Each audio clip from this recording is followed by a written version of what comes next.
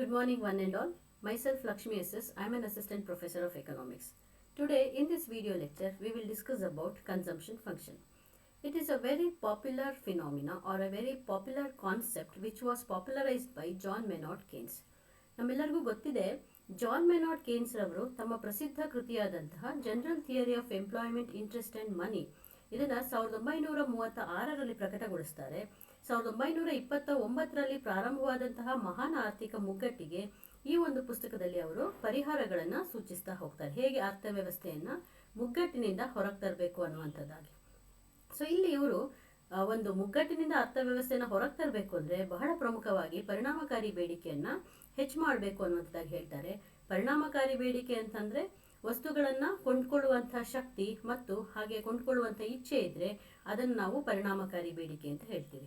So ಇಂಥ ಪರಿಣಾಮಕಾರಿ ಬೇಡಿಕೆಯನ್ನ ಹೆಚ್ಚು ಮಾಡಬೇಕು ಅಂದ್ರೆ ಕೇನ್ಸ್ ರವರು ಅನುಭೋಗದ ವೆಚ್ಚ, ಹೂಡಿಕೆ ವೆಚ್ಚ ಹಾಗೆ ಸರ್ಕಾರಿ ವೆಚ್ಚಕ್ಕೆ ಮಹತ್ವವನ್ನ ಕೊಡ್ತಾರೆ. ಅದನ್ನ ನಾವು C+I+G ಅಥವಾ ಕೇನ್ಸ್ ರವರ ಒಂದು ವಿಸ್ತೃತ ಮಾದರಿ ಅನ್ನುವಂಥದ್ದಾಗಿ ಪರಿಗಣಿಸ್ತೀವಿ.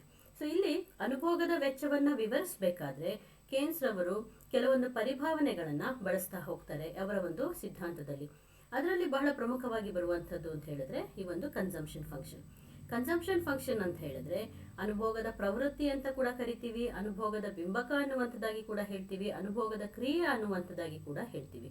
ಸೊ ಏನು ಈ ಒಂದು ಅನುಭೋಗದ ಪ್ರವೃತ್ತಿ ಅನ್ನುವಂಥದ್ದನ್ನು ನಾವು ನೋಡ್ತಾ ಹೋದ್ರೆ ಮೀನಿಂಗ್ ಅರ್ಥವನ್ನ ನೋಡಿದ್ರೆ consumption means the total output of consumers goods during a period ಅಂತ ಹೇಳ್ತಾರೆ. ಅಂದ್ರೆ ಅನುಭೋಗ ಅನ್ನುವಂಥದ್ದು ಒಂದು ವಸ್ತುವಿನ ಮೇಲೆ ಮಾಡುವಂತಹ ಖರ್ಚು ಅಥವಾ ಖರ್ಚಿನ ಮೂಲಕ ಏನು ವಸ್ತುಗಳನ್ನ ಒಬ್ಬ ಗ್ರಾಹಕ ಅಥವಾ ಅನುಭೋಗಿ ಅನುಭವಿಸ್ತಾನೆ ಆ ಒಂದು ಪ್ರಕ್ರಿಯೆಯನ್ನ ಅನುಭೋಗ ಅನ್ನುವಂಥದ್ದಾಗಿ ನಾವು ಹೇಳ್ತೀವಿ.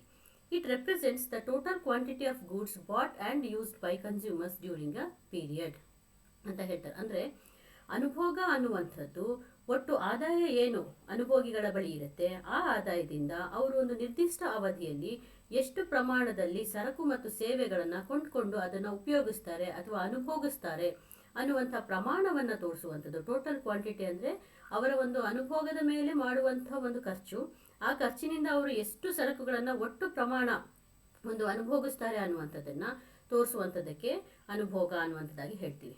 It means the amount spent on consumption at A given level of income. ಆದಾಯದಲ್ಲಿ ಒಂದು ನಿರ್ದಿಷ್ಟವಾದಂತಹ ಅಥವಾ ಒಂದು ಗೊತ್ತಾದಂತಹ ಆದಾಯದಲ್ಲಿ ಯಾವ ಪ್ರಮಾಣದ ಆದಾಯವನ್ನ ಅನುಭೋಗದ ಮೇಲೆ ಖರ್ಚು ಮಾಡ್ತಾರೆ ಅನ್ನುವಂಥ ಒಂದು ಸಂಬಂಧವನ್ನ ತೋರಿಸುವಂಥದ್ದಕ್ಕೆ ನಾವು ಅನುಭೋಗ ಅಂತ ಹೇಳ್ತೀವಿ. ಅಂದ್ರೆ ಅದನ್ನ ಟೆಕ್ನಿಕಲಿ ನಾವು ಹೇಗೆ ತೋರಿಸಬಹುದು, how we can represent technically ಅಂತ ಹೇಳಿದ್ರೆ C is a function of Y ಅಂತ ಹೇಳ್ತೀವಿ. C is F of Y ಅಂತ ಇದೆ, ಅದನ್ನ ಫಂಕ್ಷನ್ ಆಫ್ ವೈ ಅಂತ ಹೇಳ್ತೀವಿ. ಅಂದ್ರೆ ಇಲ್ಲಿ ಈ ಒಂದು ಸಮೀಕರಣದಲ್ಲಿ ಎಡಭಾಗದಲ್ಲಿರುವಂತಹದ್ದು ಅವಲಂಬಿ ಚಲ, ಬಲಭಾಗದಲ್ಲಿರುವಂತಹದ್ದು ಸ್ವತಂತ್ರ ಚಲ.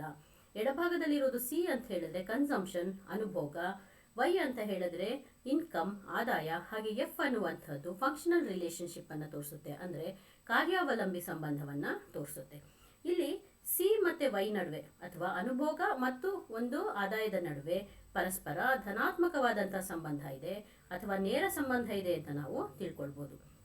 ನೇರ ಸಂಬಂಧ ಅಂತ ಹೇಳಿದ್ರೆ ಇಲ್ಲಿ ಸ್ವತಂತ್ರ ಚಲವಾದಂತಹ ಆದಾಯ ಹೆಚ್ಚಾಗ್ತಿದ್ದ ಹಾಗೆ ಅವಲಂಬಿ ಚಲವಾದಂತಹ ಅನುಭೋಗ ಕೂಡ ಜಾಸ್ತಿ ಆಗ್ತಾ ಹೋಗುತ್ತೆ. ಅಂದ್ರೆ ವೆರಿ ಸಿಂಪಲ್, ಜನರ ಬಳಿ ಹೆಚ್ಚು ಆದಾಯ ಇದ್ರೆ ಜನ ಏನ್ ಮಾಡ್ತಾರೆ, ವಸ್ತುಗಳ ಮೇಲೆ ಹೆಚ್ಚು ಖರ್ಚು ಮಾಡ್ತಾರೆ ಅಥವಾ ಹೆಚ್ಚು ವಸ್ತುಗಳನ್ನ ಅನುಭವಿಸ್ತಾರೆ.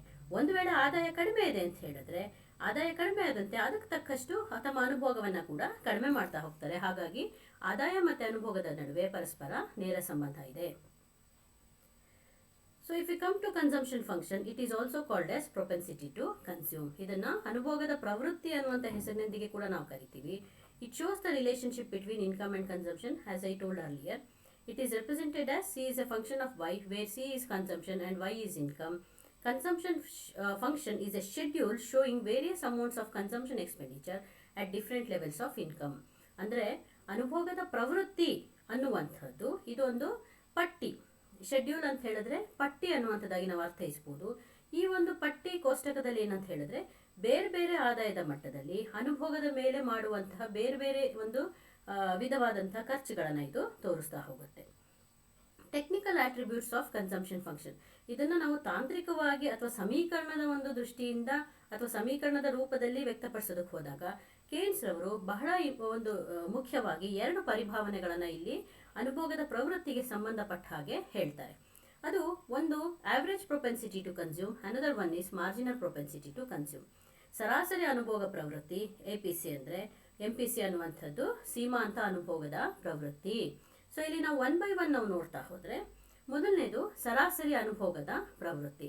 The ratio of consumption expenditure to income in a given period of time is APC. ಅಂದರೆ ಅನುಭೋಗಿಯ ಬಳಿ ಇರುವಂತಹ ಆದಾಯದಲ್ಲಿ ಒಟ್ಟು ಎಷ್ಟು ಅನುಭೋಗದ ಮೇಲೆ ಖರ್ಚನ್ನು ಮಾಡ್ತಾ ಇದ್ದಾರೆ ಆ ಒಂದು ಪ್ರಮಾಣವನ್ನು ತಿಳಿಸುವಂಥದ್ದಕ್ಕೆ ನಾವು ಸರಾಸರಿ ಅನುಭೋಗದ ಪ್ರವೃತ್ತಿ ಅಂತೀವಿ. ಅಂದರೆ ಇಲ್ಲಿ ಕೇನ್ಸ್ ರವರ ಉದ್ಯೋಗ ಸಿದ್ಧಾಂತದಲ್ಲಿ ಬಳಸಿರುವಂತಹ ಪರಿಭಾವನೆಗಳೆಲ್ಲವೂ ಸಮಗ್ರ ಮಟ್ಟದಲ್ಲಿ ವಿಶ್ಲೇಷಣೆಯನ್ನು ಮಾಡೋದ್ರಿಂದ ನಾವಿಲ್ಲಿ ಇಡೀ ರಾಷ್ಟ್ರದ ಒಟ್ಟು ಆದಾಯ ಹಾಗೆ ಒಟ್ಟು ಅನುಭೋಗ ಅನ್ನುವಂಥದ್ದಾಗಿ ತೆಗೆದುಕೊಳ್ಬೇಕಾಗತ್ತೆ. ಸೊ ಒಟ್ಟು ಆದಾಯದಲ್ಲಿ ಒಟ್ಟು ಅನುಭೋಗದ ಮೇಲೆ ಎಷ್ಟು ಖರ್ಚನ್ನು ಮಾಡಲಾಗತ್ತೆ ಅನ್ನುವಂಥದ್ದನ್ನು ತಿಳಿಸೋದಕ್ಕೆ ಇಲ್ಲಿ ಸರಾಸರಿ ಅನುಭೋಗದ ಪ್ರವೃತ್ತಿ ಅಂತ ಹೇಳ್ತೀವಿ. ಇದು ತುಂಬ ಇಂಪಾರ್ಟೆಂಟ್. ಯಾಕಂದರೆ ಒಬ್ಬ ಅನುಭೋಗಿ ಅಥವಾ ಒಂದು ಸಮಾಜದಲ್ಲಿ ಅಥವಾ ಒಂದು ರಾಷ್ಟ್ರದಲ್ಲಿ ಬರುವಂತಹ ಒಂದು ಏನು ಆದಾಯದ ಉತ್ಪಾದನೆ ಆಗುತ್ತೆ, ಉತ್ಪನ್ನ ಆಗುತ್ತೆ, ಅದರಲ್ಲಿ ಎಷ್ಟು ಅನುಭೋಗದ ಮೇಲೆ ಖರ್ಚು ಮಾಡ್ತಾರೆ ಅನ್ನುವಂಥದ್ದನ್ನು ತಿಳ್ಕೊಳ್ಳೋದು ಬಹಳ ಮುಖ್ಯ.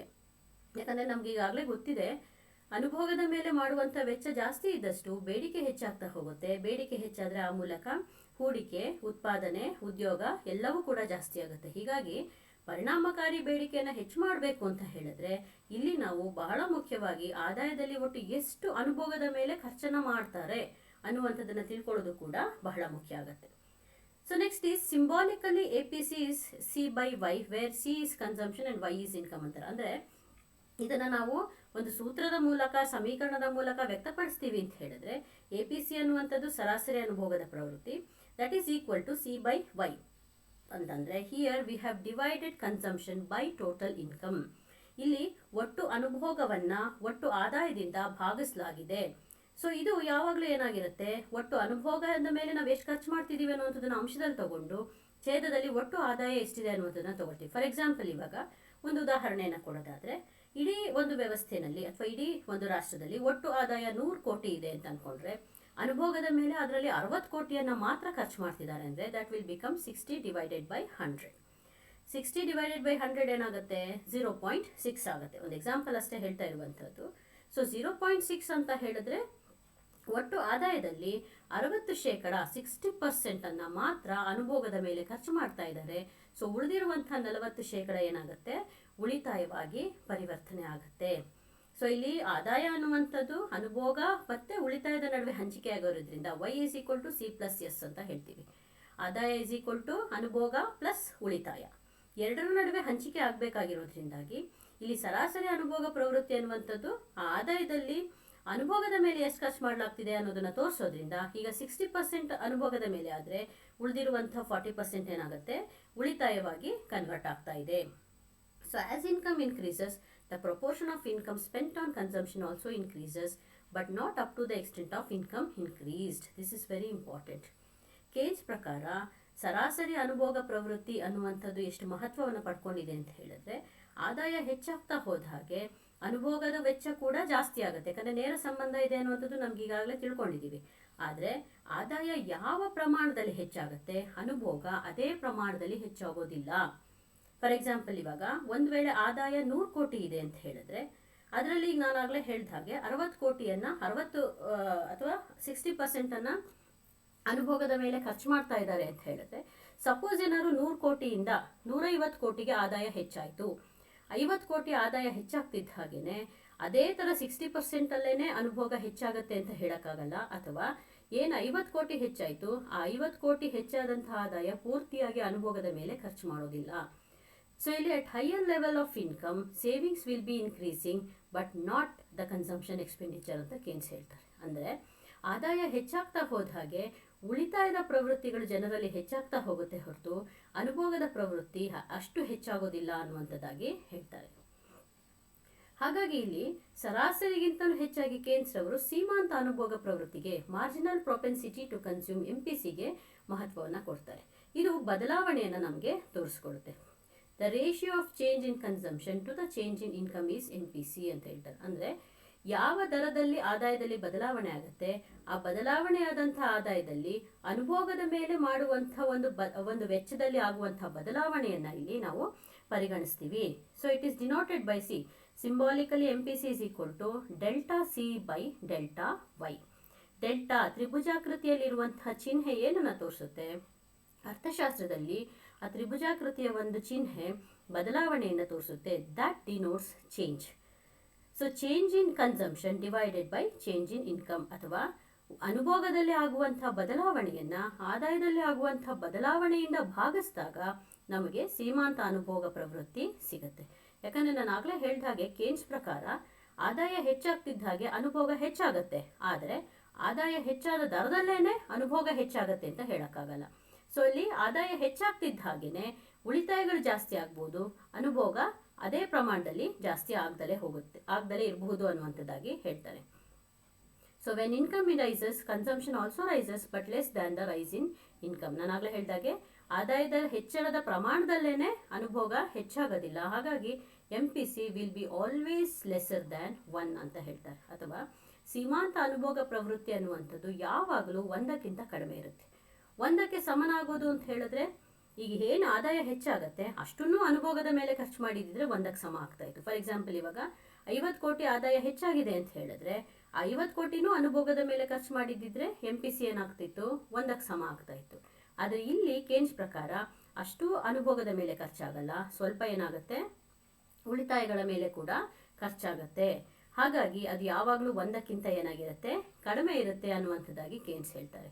It is the relationship between income and expenditure is always positive but less than 1 ಅಂತ ಹೇಳ್ತಾರೆ.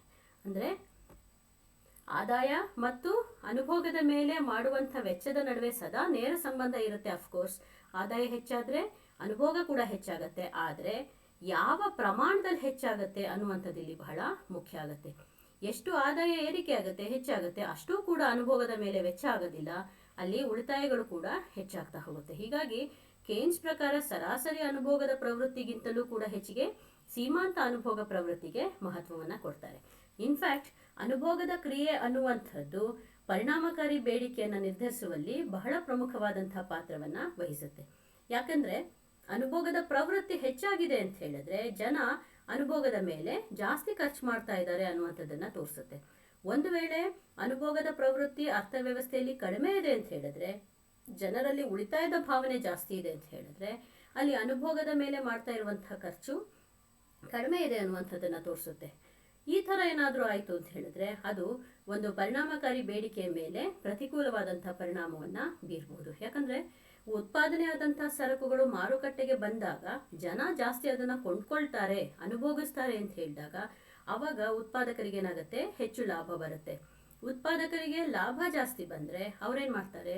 ಉತ್ಪಾದನೆಯನ್ನ ಮತ್ತು ಮುಂದುವರಿಸ್ತಾರೆ. There is a much scope for expansion. ಅಂದ್ರೆ ವಿಸ್ತರಣೆ ಆಗೋದಕ್ಕೆ ಸಾಕಷ್ಟು ಅವಕಾಶಗಳು ಸಿಗುತ್ತೆ. ಆ ಮೂಲಕ ಹೂಡಿಕೆಗಳು ಹೆಚ್ಚಾಗತ್ತೆ, ಉದ್ಯೋಗಾವಕಾಶಗಳು ಸೃಷ್ಟಿಯಾಗತ್ತೆ, ಜನರಿಗೆ ಆದಾಯ ಬರುತ್ತೆ. ಆದಾಯದಿಂದ ಮತ್ತೆ ಅನುಭೋಗ ಏನಾಗ್ತಾ ಹೋಗುತ್ತೆ? ಜಾಸ್ತಿಯಾಗಿ ಬೇಡಿಕೆ ಹೆಚ್ಚಾಗುತ್ತೆ. So it's a cycle. So ಇಲ್ಲಿ ಏನಾದರೂ ಅನುಭೋಗದ ವೆಚ್ಚ ಕಡಿಮೆ ಆಯಿತು ಅಂತ ಹೇಳಿದ್ರೆ ಪರಿಣಾಮಕಾರಿ ಬೇಡಿಕೆ ಕೂಡ ಕಡಿಮೆ ಆಗ್ತಾ ಹೋಗುತ್ತೆ. ಹಾಗಾಗಿ ಈ ಒಂದು ಪ್ರವೃತ್ತಿ ಏನಿದೆ, ಅನುಭೋಗದ ಪ್ರವೃತ್ತಿ, propensity to consume, it has occupied a very important role in creating effective demand ಅಂತ ಹೇಳ್ತಾರೆ ಕೇನ್ಸ್ ಅವರು. ಪರಿಣಾಮಕಾರಿ ಬೇಡಿಕೆಯನ್ನು ಹೆಚ್ಚಿಸಬೇಕು ಅಂತ ಹೇಳಿದ್ರೆ ಅನುಭೋಗದ ಪ್ರವೃತ್ತಿ ಏನಿದೆ ಅಥವಾ ಅನುಭೋಗದ ಮೇಲೆ ಎಷ್ಟು ಖರ್ಚು ಮಾಡ್ತಾ ಇದ್ದಾರೆ ಜನ ಅನ್ನುವಂಥದ್ದು ಬಹಳ ಪ್ರಮುಖವಾದಂತಹ ಪಾತ್ರವನ್ನ ವಹಿಸುತ್ತೆ ಅನ್ನುವಂಥದ್ದಾಗಿ ಹೇಳ್ತಾರೆ. ಇನ್ಫ್ಯಾಕ್ಟ್ ಅನುಭೋಗದ ಒಂದು ಕ್ರಿಯೆಯನ್ನ ಅಥವಾ ಪ್ರವೃತ್ತಿಯನ್ನ ಅದು ನಿರ್ಧರಿಸುವಂತಹ ಬಹಳಷ್ಟು ಅಂಶಗಳಿದೆ. ಫಾರ್ ಎಕ್ಸಾಂಪಲ್, ಜನಸಂಖ್ಯೆಯ ಗಾತ್ರ. ಹೆಚ್ಚು ಜನಸಂಖ್ಯೆ ಇದೆ ಅಂತ ಹೇಳಿದ್ರೆ ಅಲ್ಲಿ ಅನುಭೋಗದ ಮೇಲೆ ಮಾಡುವಂಥ ವೆಚ್ಚ ಕೂಡ ಜಾಸ್ತಿ ಇರುತ್ತೆ. For example, India and China.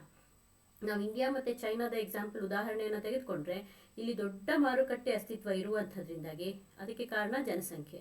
ಹೆಚ್ಚು ಜನಸಂಖ್ಯೆ ಗಾತ್ರ ಇರೋದ್ರಿಂದ ದೊಡ್ಡ ಮಾರುಕಟ್ಟೆ ಅಸ್ತಿತ್ವ ಇದೆ. ಹಾಗಾಗಿ ಒಂದು ಅನುಭೋಗದ ಮೇಲೆ ಮಾಡುವಂತಹ ಒಂದು ಖರ್ಚು ಅಥವಾ ವೆಚ್ಚದ ಗಾತ್ರ ಕೂಡ ಜಾಸ್ತಿ ಇರುತ್ತೆ. ಅನುಭೋಗದ ಪ್ರವೃತ್ತಿ ಜನಸಂಖ್ಯೆ ಹೆಚ್ಚಾದಂತೆ ಜಾಸ್ತಿ ಇರುತ್ತೆ. ಹೀಗಾಗಿ ಒಂದು ಇಲ್ಲಿ ಹೆಚ್ಚು ಉದ್ಯೋಗಾವಕಾಶಗಳನ್ನ ಅಥವಾ ಆದಾಯ ಹೂಡಿಕೆಯನ್ನು ಹೆಚ್ಚಿಗೊಳಿಸೋದಕ್ಕೆ ಸಾಕಷ್ಟು ಅವಕಾಶ ಸಿಗುತ್ತೆ. ಅದಲ್ದಲೇನೆ ಆದಾಯ ಬಹಳ ಪ್ರಮುಖವಾದ ಪಾತ್ರವನ್ನು ವಹಿಸುತ್ತೆ. ಆದಾಯ ಹೆಚ್ಚಾದಂತೆ ಅನುಭೋಗದ ಒಂದು ಪ್ರವೃತ್ತಿ ಕೂಡ ಜಾಸ್ತಿ ಇರುತ್ತೆ. ಆದಾಯ ಕಡಿಮೆ ಆದರೆ ಅನುಭೋಗದ ಪ್ರವೃತ್ತಿ ಕಡಿಮೆ ಇರುತ್ತೆ.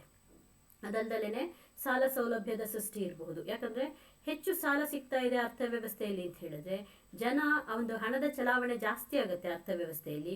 ಆ ಮೂಲಕ ಜನ ಒಂದು ಅನುಭೋಗದ ಮೇಲೆ ಹೆಚ್ಚು ಖರ್ಚನ್ನು ಮಾಡ್ತಾರೆ. ಸೊ ಸಾಲ ಸೌಲಭ್ಯಗಳ ಸೃಷ್ಟಿಯಾಗಿರಬಹುದು, ಕಡಿಮೆ ಬಡ್ಡಿ ದರ ದಲ್ಲಿ ಸಾಲ ಸೌಲಭ್ಯಗಳು ಸಿಗುವಂಥದ್ದಾಗಿರಬಹುದು, ಇಲ್ಲ ಅಂತಂದರೆ ಆದಾಯದ ಮಟ್ಟ ಆಗಿರಬಹುದು, ಜನಸಂಖ್ಯೆ ಗಾತ್ರ ಆಗಿರಬಹುದು, ಪ್ರದರ್ಶನ ಪರಿಣಾಮಗಳಾಗಿರಬಹುದು, ಇವೆಲ್ಲವೂ ಕೂಡ ಏನು ಮಾಡುತ್ತೆ, ಅನುಭೋಗದ ಒಂದು ಬಿಂಬಕವನ್ನು ಜಾಸ್ತಿನೂ ಮಾಡಬಹುದು ಇಲ್ಲ ಕಡಿಮೆ ಕೂಡ ಮಾಡಬಹುದು. ಒಟ್ಟಾರೆಯಾಗಿ ಅನುಭೋಗದ ಪ್ರವೃತ್ತಿ, ಅನುಭೋಗದ ಬಿಂಬಕ, ಅನುಭೋಗದ ಕ್ರಿಯೆ, propensity to consume, consumption function, ಇದು ಆರ್ಥಿಕ ಇತಿಹಾಸದಲ್ಲಿ ಕೇನ್ಸ್ ರವರು ಕೊಟ್ಟಂತಹ ಅತ್ಯಂತ ಒಂದು ಕ್ರಾಂತಿಕಾರಕವಾದಂತಹ ಅಥವಾ ಪ್ರಮುಖವಾದಂತಹ ಪರಿಭಾವನೆ ಅಂತ ನಾವು ಭಾವಿಸಬಹುದು. Thank you.